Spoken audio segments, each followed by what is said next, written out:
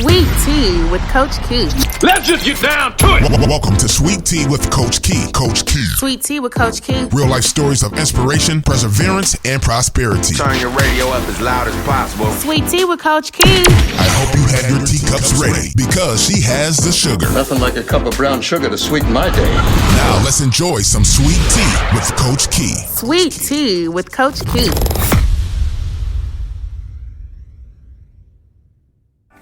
Welcome to this week's episode of Sweet Tea with Coach Key. Please forgive me, but in this episode, I am gonna talk to myself for a minute. Is that okay? Like, I need to have a a one-on-one with myself. But I think that it'll be beneficial if it's amongst friends and family. Yesterday was a lot. It wasn't a lot like a ton of stuff took place. It was a lot like there was just a lot going on in my mind. Have you ever been in that place? Like, it's a lot going on within yourself. And sometimes this even happens when everything is good. Like, circumstances are, favorable. And you still just... Basically, have you ever felt good? Have you ever wanted to feel good when things were good, but you just did not feel good? Or when things were bad, like for some, unexplained reason, you just have this peace, The fact of the matter is emotions are unstable. Emotions are unpredictable, and they are definitely unreliable. Yesterday I was tired. Yesterday I had quite a bit of things on my plate. I had a lot. Just to name two things that I had to do back to back. Three things. I had an appointment. I had a meeting at my son's school, and as well as a performance. So I left the school and had to go back to the school because he had a performance at his school. So that was just a little part of my day. So I woke up in the morning and I was tired. So that was the inception of it all. And I'm just not myself when I'm tired. They say you're not yourself when you're hungry, and that's true too. But I'm also not myself when I'm tired. Oh my goodness. So yesterday I was a bit I'm going to say the way that I was feeling was my body was basically saying, I need rest, and don't push it. Don't push it. And what did I do yesterday? What did life do yesterday? It pushed it. And I have a strong desire to please God, and I have a very strong desire to be obedient. And sometimes, Lord, please forgive me, Jesus. Sometimes, a lot of the times,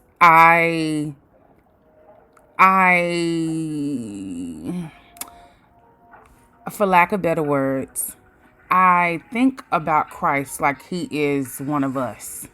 I think that he sees us like we see us. I think that he sees me from my mistakes.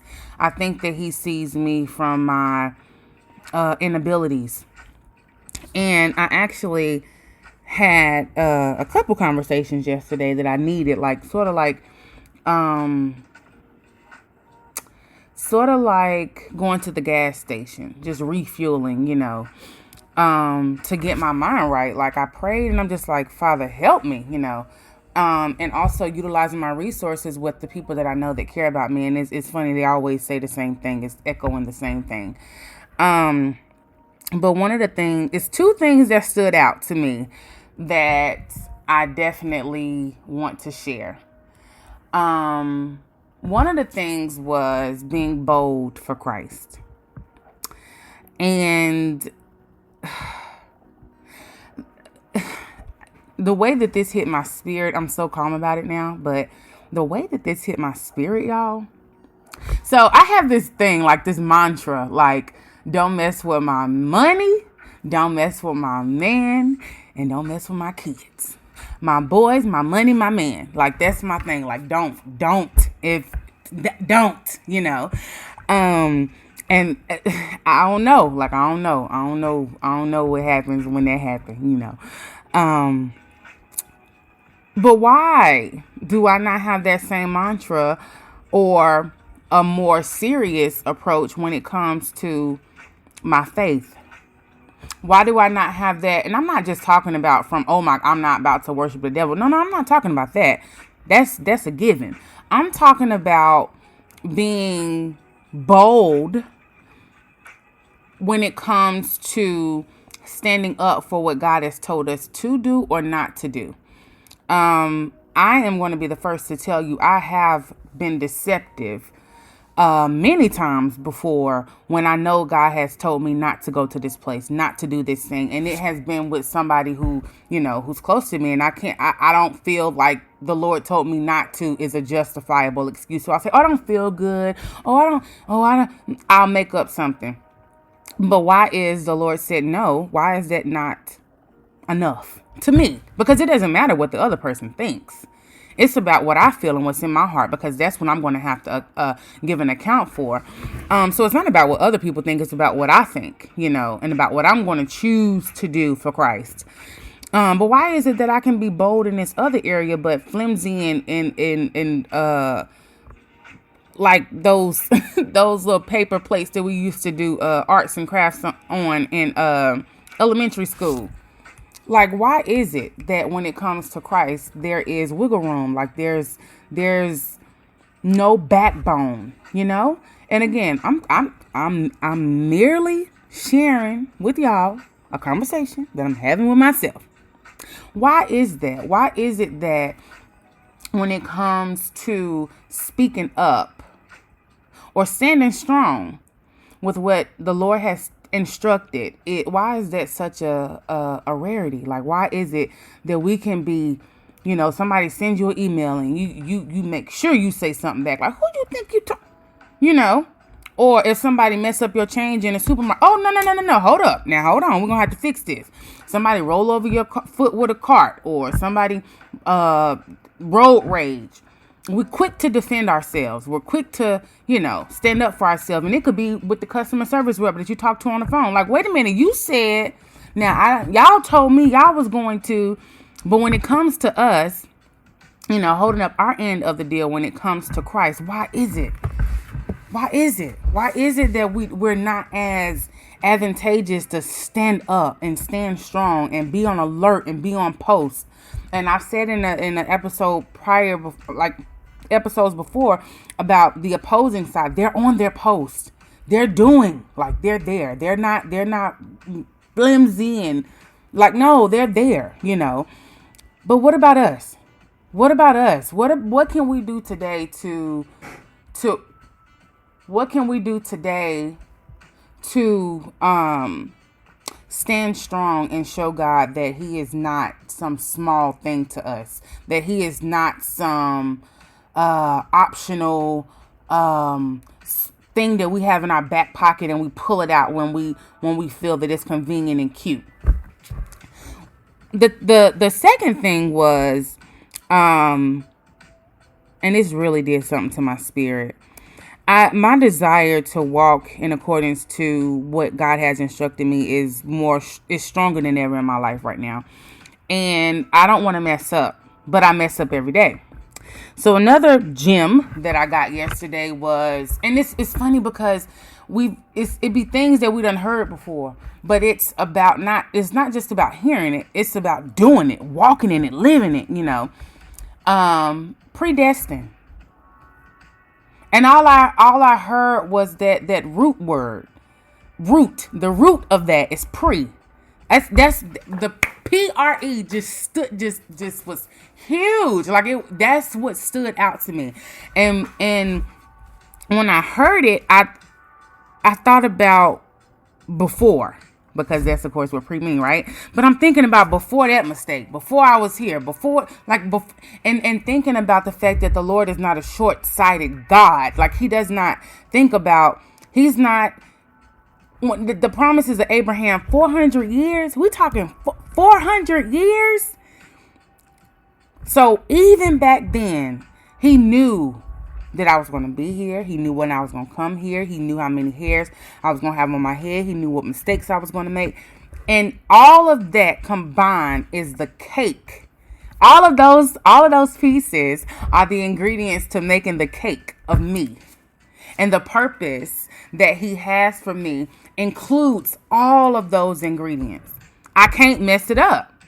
I can't. He is an all-knowing God. None of our decisions, our thoughts, our actions catch him by surprise. But again, let's go back to the beginning. It is very convenient to look at our Father in the eyes of being, it's very convenient to look at him as being one of us, and he's not. And the best way to ensure that we don't water him down to a human of this life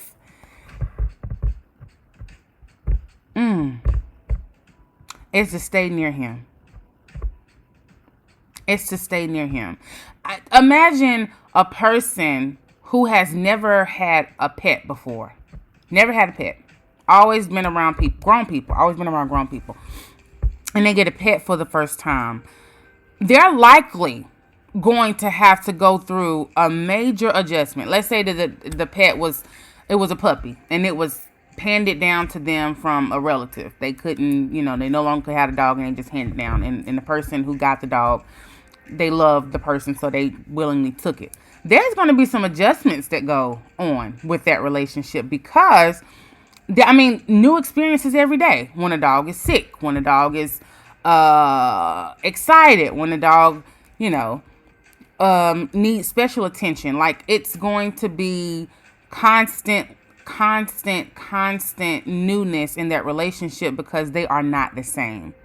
And I'm not trying to be offensive to compare this to the Lord, but he created the dog. So again, not comparing him or thinking of him as we think, because he knows my heart and he knows that I wasn't trying to be offensive.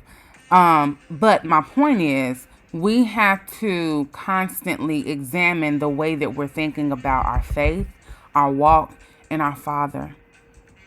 Because yesterday I was coming down so hard on myself, and my Father wasn't looking at me like that. And I know that he wasn't, because his word says so.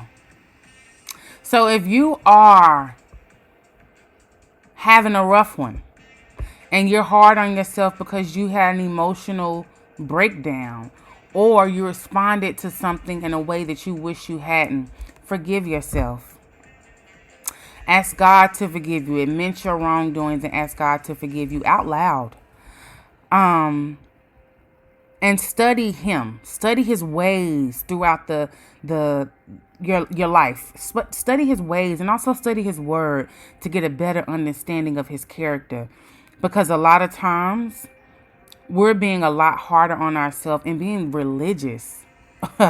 Being religious. And that's not his character. And knowing his character and having a healthy relationship with ourselves and our faith and our Father is essential to our peace. So that's where I am today. Making sure that my thoughts are aligned with what his word says. Making sure my thoughts are aligned with who God says I am. And at the end of it all, asking myself, okay, what does God think about this? Not what other people think. Not what I think. Not the way that it looks. Because God judges the heart. What does my Father think about this? And if he's pleased, then I'm okay. If I did something that I'm not proud of, but I then repented, is my Father pleased? Then I'm okay. I love you all. I thank you so much for continuing to support my podcast and tune in with me every week. I do truly appreciate it. I hope you all have a wonderful rest of your week, a super bomb weekend, and take care.